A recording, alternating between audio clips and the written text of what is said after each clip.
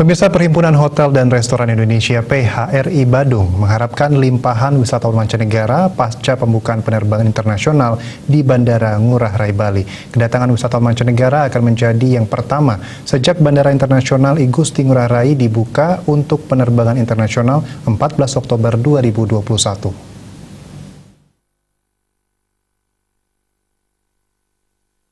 Ketua PHRI Badung I Gusti Agung Rai Suryawijaya, kedatangan wisatawan dari Narita, Jepang akan menjadi wisatawan asing pertama ke Bali.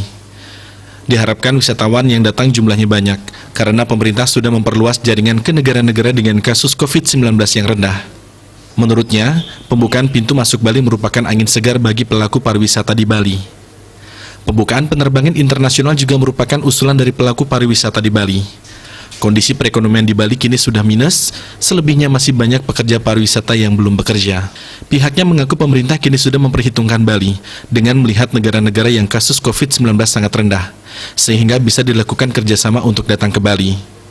Lebih lanjut, Ketua Badan Promosi Pariwisata Badung itu juga mengakui, dengan dibukanya penerbangan internasional akan berdampak baik bagi pariwisata Bali, sepanjang masyarakat dan pemerintah daerah bisa mengendalikan kasus COVID-19. Parwata Bali Pos melaporkan.